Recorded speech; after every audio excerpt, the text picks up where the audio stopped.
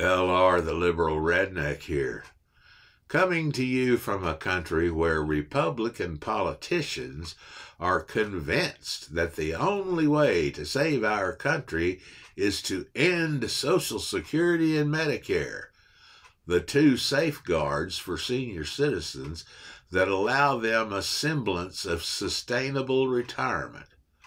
At the same time, they feel that keeping the ridiculous tax cuts for the rich is imperative to our success and should be sacrosanct.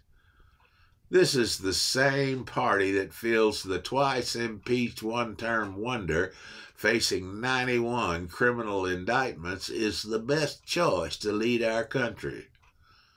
Then there's this from Daily Kos.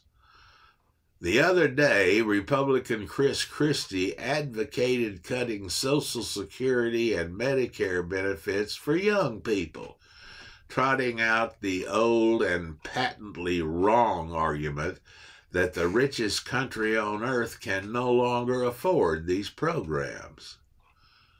The most disgusting part of Joe Biden's State of the Union address this year was when he stood up and he said, "We'll all agree, right?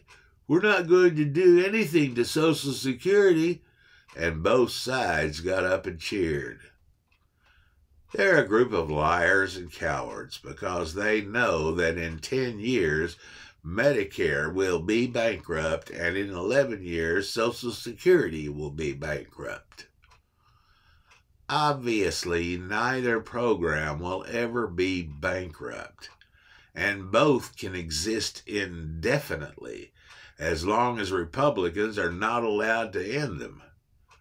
Initially, Medicare is a general spending program, while Social Security has been financed under artificial accounting as a trust fund, and only means Social Security alone among federal programs has not contributed 1 penny to the federal debt or annual deficits.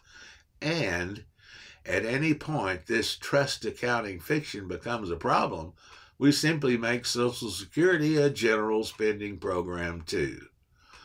There are lots of other problems with Christie's standard Republican propaganda, but I want to focus on one core top-line point.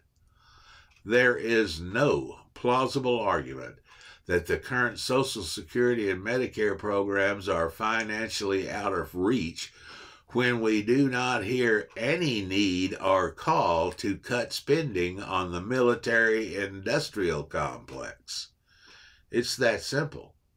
One side of the federal budget, social spending, cannot be going bankrupt while another huge side of the budget, military spending, is not just financially sound but increasing every year. As a plain example, that should not be needed. You can't say that the heat, electric, and commuting side of your personal finances are going bankrupt, but the travel, rent, and entertainment side of your finances are on solid financial footing. The argument is not just wrong, but idiotic. At worst, we may face a choice between priorities or need to bring in more revenue and or debt. But if we do face a guns or butter choice nationally, this point only becomes more relevant because our military-industrial complex spending is not defense spending, but empire spending. As everyone knows, we are involved in military spending in Ukraine, Iraq, Afghanistan, Pakistan, the Middle East, Latin America, various African countries, and so much more. And we are the dominant naval force across all the oceans and major bodies of water.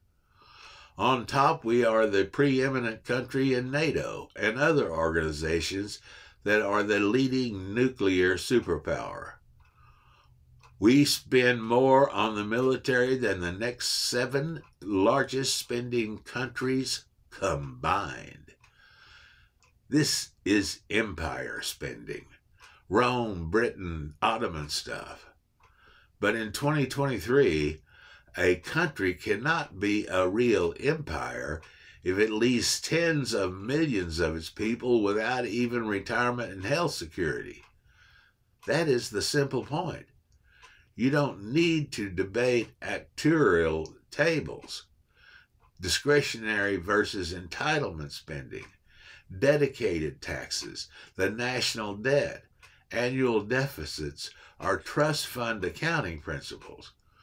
When a Republican comes again to eliminate those programs while crying poverty, just point to the military-industrial complex budget.